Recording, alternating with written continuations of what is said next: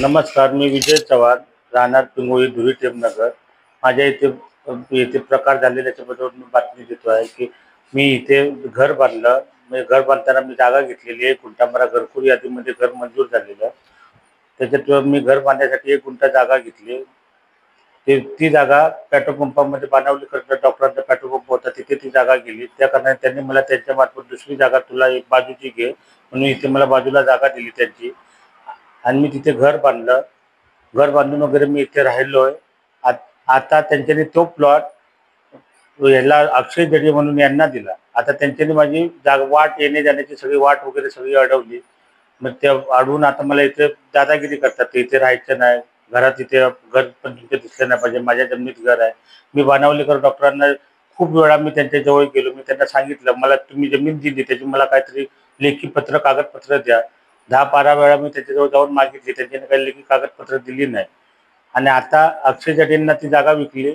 आता ते माझ्याबरोबर दादागिरी करतात. मी ह्या जमिनीचे कागदपत्र मागले, ते देत नाही. म्हणून मी कारण काही असेल म्हणून शोधायसाठी जरा प्रयत्न केल्यावर मला कळलं की या जमिनीवर कर्ज आहे 35 लाख रुपये सिंधुदुर्ग बँकेचं. त्यामुळे ते मला त्यांचं कर्ज फेडल्याशिवाय मला एनओसी भेटणार नाही त्यांना आणि मला काहीतरी जागा ते नावावर करून देणार नाही, असं हे सगळं झालं. आणि आता ते अक्षय जडे हा म्हणून आता माझ्यावर दांडगाई करतात आणि मला इथून मारला आणि माझ्या बायका मुलांना इकडून हाकलून लावण्याचा प्रयत्न करतात. ते खूप दादागिरी करतात. येऊन जाऊन शिव्यागाळ करतात. समोर माझ्या घराच्या समोर गडगा बांधलेला. आणि त्याच्यानंतर त्यांच्यानी गडगा बांधून माझ्या गाडीला टोचन व्हॅन या गाडीला त्यांच्यानी आग लावली. एकदा मी त्याची कंप्लेंट पोलीस स्टेशनमध्ये केली, एनसी केली.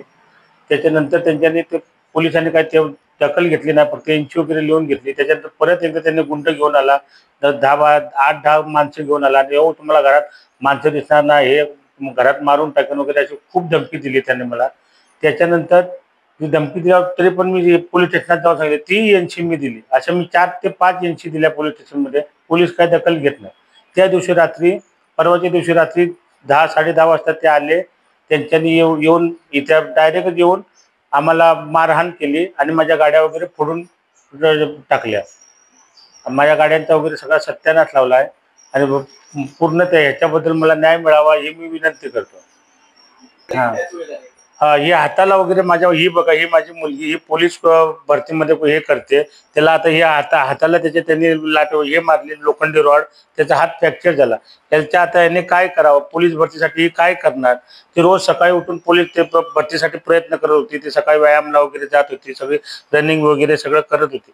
आता याचं आयुष्य हे झालं, काय करायचं आम्ही? मी माझी बायको मोलमजुरी करून आम्ही 1-1 रुपया सोडून या मुलांसाठी एवढं घर बांधलं, 1 गुंठा जागा घेऊन घर बांधलं. आणि हे लोक आम्हाला आता त्रास देतात. नाहक त्रास आहे हा, तुला बाकी काही नाही. ह्यांच्यामुळे मला न्याय मिळावा ही विनंती. हिच्या पण डोक्याला बघा इथे जखम झालेली आहे. हिच्या पण डोक्यावर त्यांनी रॉड मारला. ह्याच्या पण रॉड मारून त्यांनी जखम केली आहे. ह्याच्या पण डोक्यावर हे करून त्यांनी हे केलं. ऐकला, ही बघा. तेव्हा पण पाठीमागे पण ते गडगा बांधत असताना तेव्हा पण हिला ढकलून दिली. तेव्हा पण हिच्या डोक्याला ही बघा, ही खुणा आहे इथे. तेव्हा पण हिच्या डोक्याला ही बघा इथे खुणा दिसते. गडगा बांधते वेळी त्यांच्याने हे केलं. गडगा बांधत होते तेव्हा.